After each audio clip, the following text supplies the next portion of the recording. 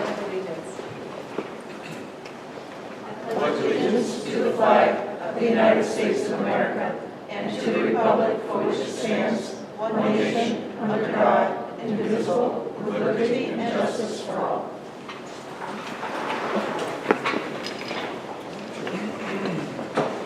Thank you and welcome. I wonder first if there's anyone here to make public comment, and Karen's telling me no. So we will move on to our agenda focus, which is our digital learning presentation, and we have Rose Muller here, our tech director, and Kate Mills, and Tom Driscoll, our digital learning director. So thank you for being here, and we look forward to it.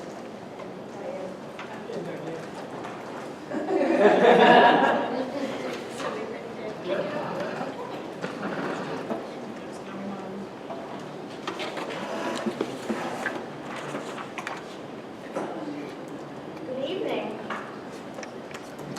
We wanted to give you an update on where we are with our digital learning initiative and the increased integration of educational technology tools across the district. So we have a few different people here that will be presenting some information to you and an opportunity along the way for your feedback as well. So I want to start by just reviewing the Future Ready framework. We've been using this for a while, as you know, and it provides a systems approach to the implementation of EdTech tools. It helps us to align the various subsystems that connect to digital learning and the integration of technology, and supports a more effective implementation. It's also helpful in problem solving and looking at which areas that we need to strengthen.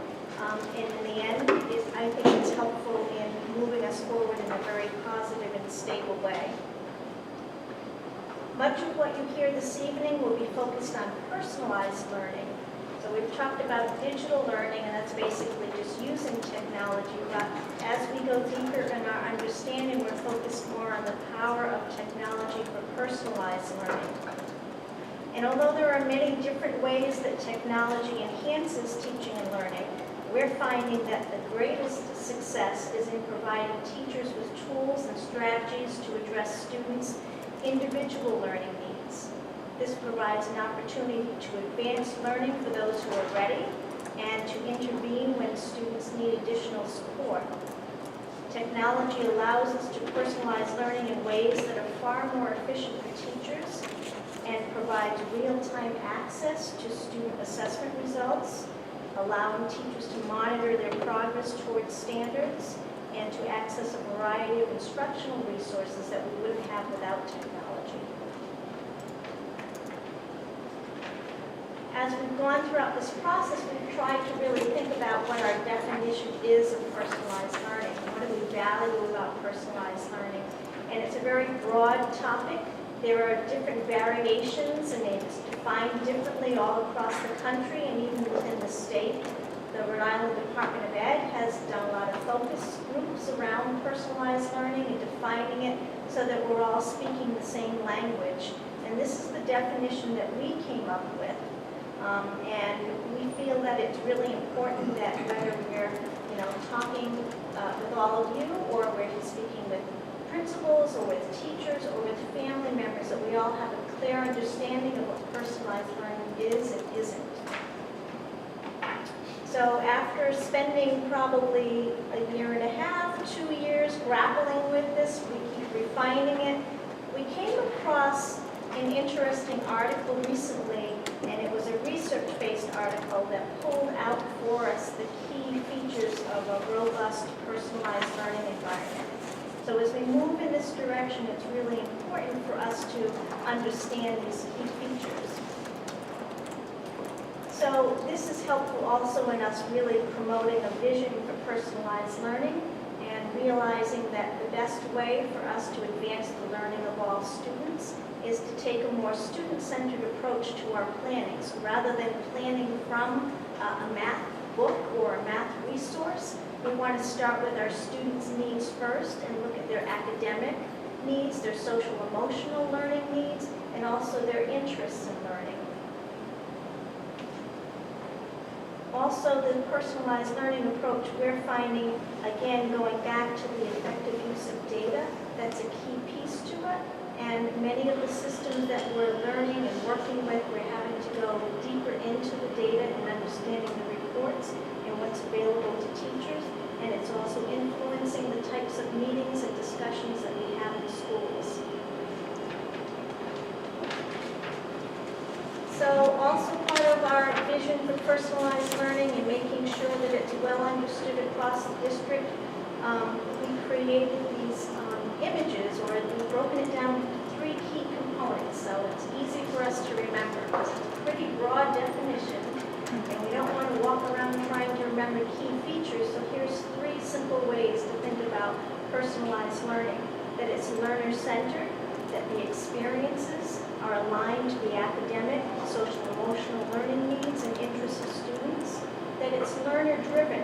Students have a voice in their learning, they're reflecting on their learning and their progress towards goals, and also that it's learner-connected, that personalized learning acknowledges the social aspects of learning, the power of collaboration, and the learning that can take place beyond the classroom walls. So that's just an overview of personalized learning and what we're hoping to accomplish, what we've been working on. And next we're going to see an example of the powerful outcomes of personalized learning. And I'll turn it over to Tom.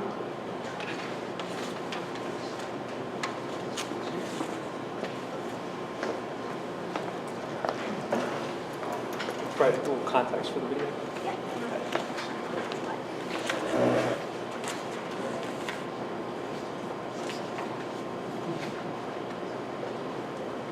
Good evening, everyone. Just for some context, we're going to watch a quick video clip from an event from a couple weeks ago, which invited one of our teachers, a middle school teacher, as well as 2 students to present at the Learn Launch conference that was at the Heinz Convention Center up in Boston. So we're going to do a quick hands-on digital learning activity in a few minutes. We're going to kick it off by watching their presentation from a couple of weeks ago.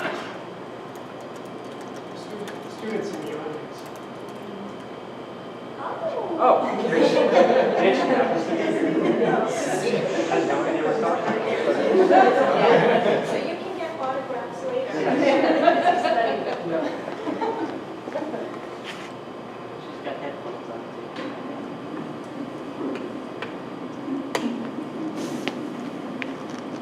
I'm Parker, and I'm Flavia, and we go to Kitchenwood Middle School in Warren, Rhode Island. So, how many people have the fear of speaking up in class or in front of a large crowd of people, like this one? Or you just wish you had a do-over button? How about you, Flavia? Yes, I could definitely use a do-over button, especially when I'm in class and I don't understand how my peer got to a certain answer. I used to ask them how they got to the answer, but I would end up getting a bit frustrated. I've had trouble explaining my methods and strategies to others. Using Flipgrid has allowed me to improve having face-to-face conversations with my peers. We're connected learners by using Flipgrid. We can view and sometimes reply with constructive feedback to other students on our team. I have more fun learning when I feel connected with others. I remember more information and I'm able to apply it later on. Last year, my math class and I were able to communicate with students all the way in Michigan. Wouldn't you agree that by recording and doing over on Flipgrid, we have improved our ability to share our thinking more clearly in and out of the classroom? Yes, so come over to booth 13 to learn how to amplify your voice and spread your ideas.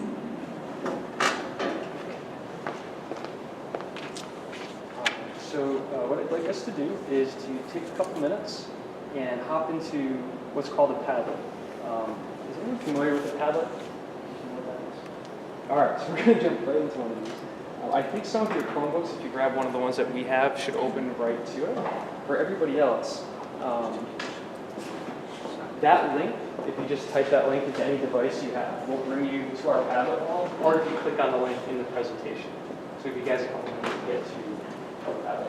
If anybody needs any help, raise your hand. Thanks. You can come around.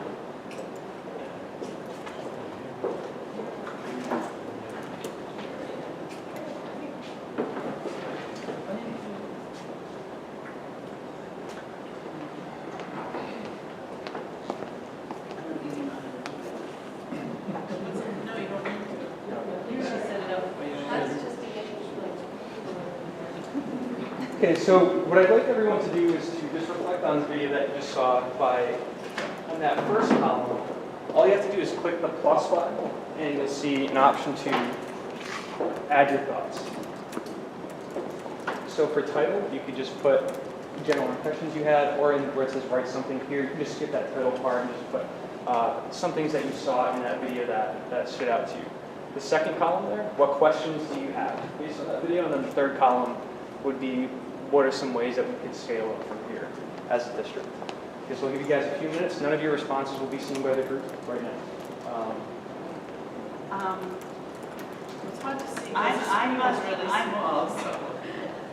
Well, I also didn't hear it very well, Tom, so I'm not quite sure what they were getting So at. not just on the video though.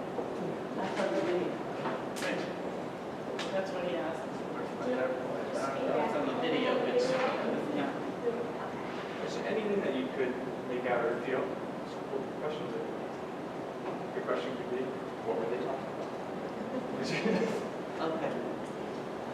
Well, I hate to put, I mean, I got a sense of what they were talking about. It's okay. There are no wrong answers. Right, there's no wrong answers, so we just want you to engage in the process, and Tom will lead us through the next question on how a teacher can use this exercise for a lesson. So Tom will get there, so it's really about the self-reflection and getting individual responses, and Tom will talk about how we can use this tool as a classroom teacher. Okay, so after I do that, then what? It's done. Already done it already. What is done? Click on the next. Hit the upload button.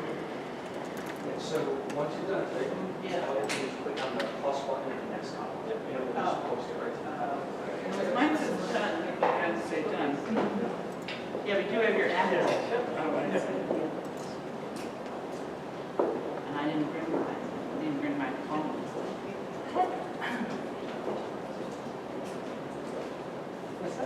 Yeah, just bring that This is an exercise. It's just an exercise. Yep, so write your next question as yours. I'm leaving here. No, what's left is. Where can we scale from here?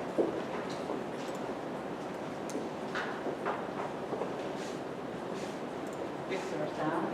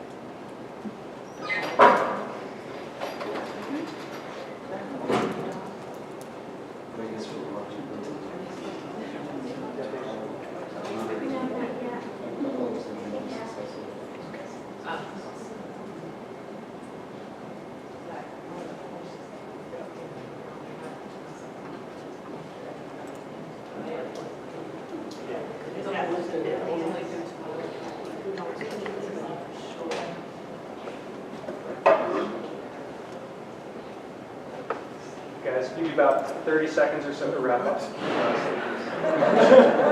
Oh, will you scale up?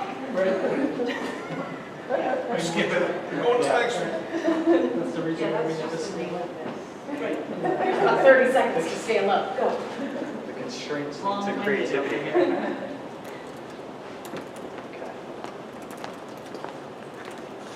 Okay, so while some of you guys are wrapping up there, what did you guys notice about the board as far as visibility of people's ideas? Did you see anybody else's? No, that was kind of by design right now. So this is a collaborative Padlet tool, but let's just say this was a classroom setting. Why might I not want everybody to see each other's responses right now? As we're brainstorming this. To see the response, I'm going to be feeding off of somebody else.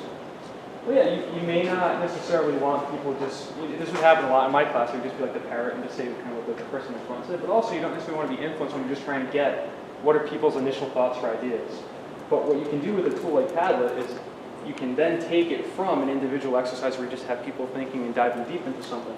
But then as a teacher, I could go through and particular questions or prompts that I wanted to add to the board, I could go through and approve all the things that have been submitted by the students in class. So what you'll see is if you update your Padlet wall, just refresh the screen that you're on, you'll see that a lot of your guys' responses will end up appearing in the Padlet wall.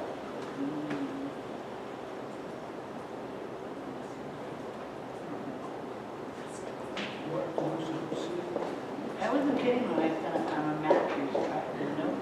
Do I have to refresh in order for you to see my comments? Yep. I don't know where the, oh, it's right there. It's Sorry. It's circled. Yes. That arrow. Like, no, that one there, it's an arrow. Yeah.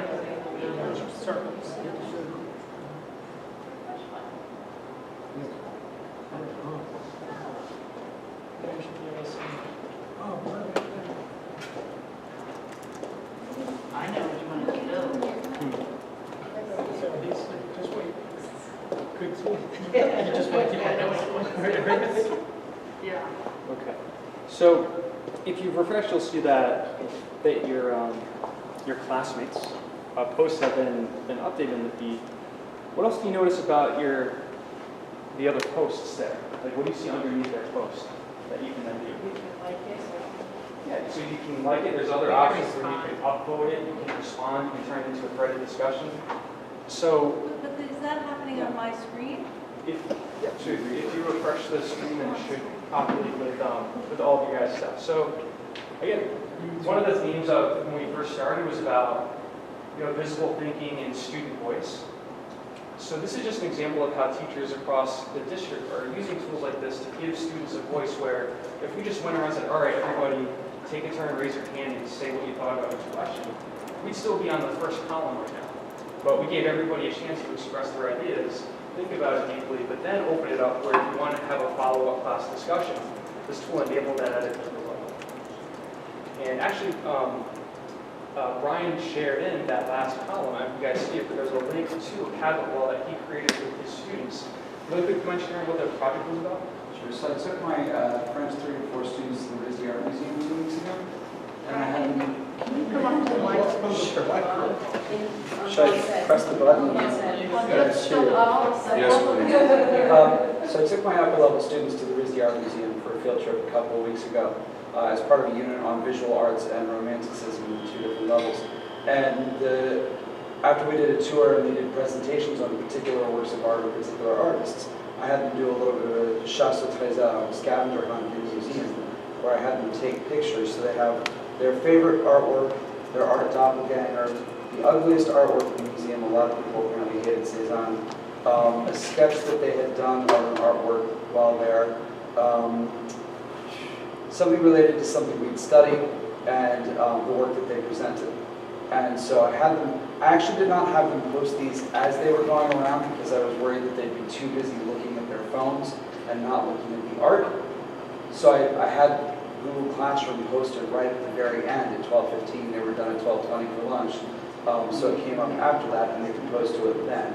And so now it's visible so that they can each see what they chose for their favorite artwork, what they thought was the ugliest one. They can laugh at the, do they look like that person in the painting and so forth. So just a basic, here's how I used it to kind of show what we did here at Museums.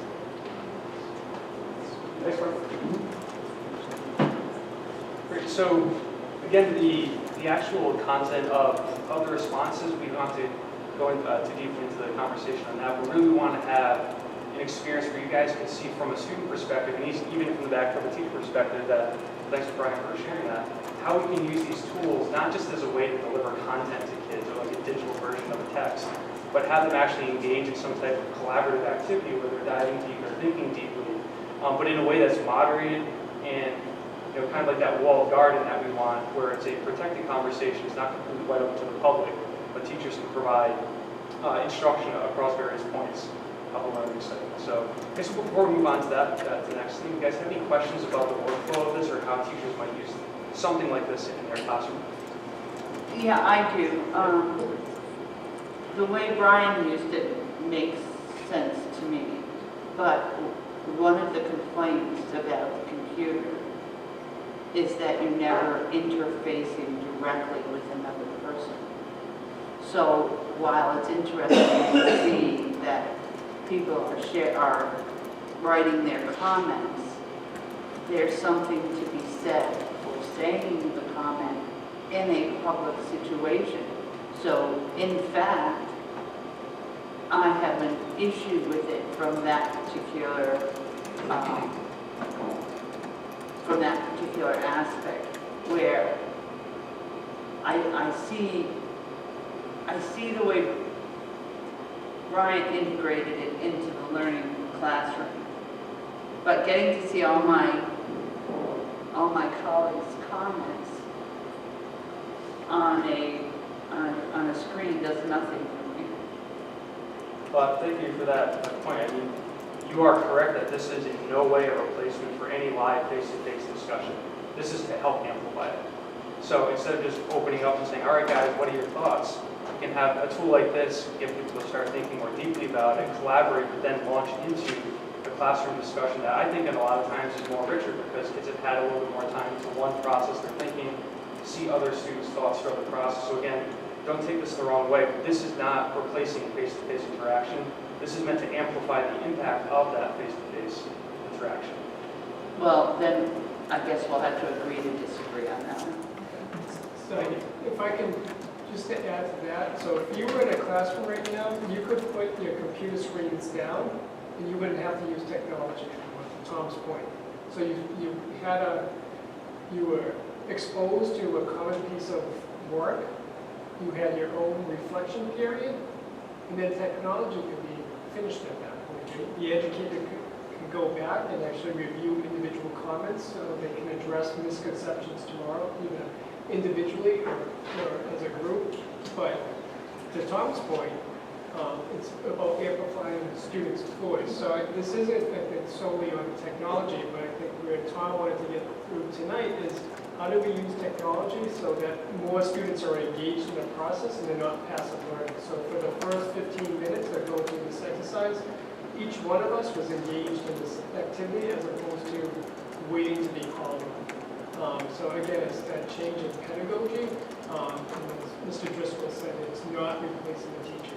The teacher has to think about what their lesson plan is to engage all students and what's the next step. So it's really the amplification and the enhancement of learning in the classroom. Mr. O'Dell. Yeah, the enhancement thing,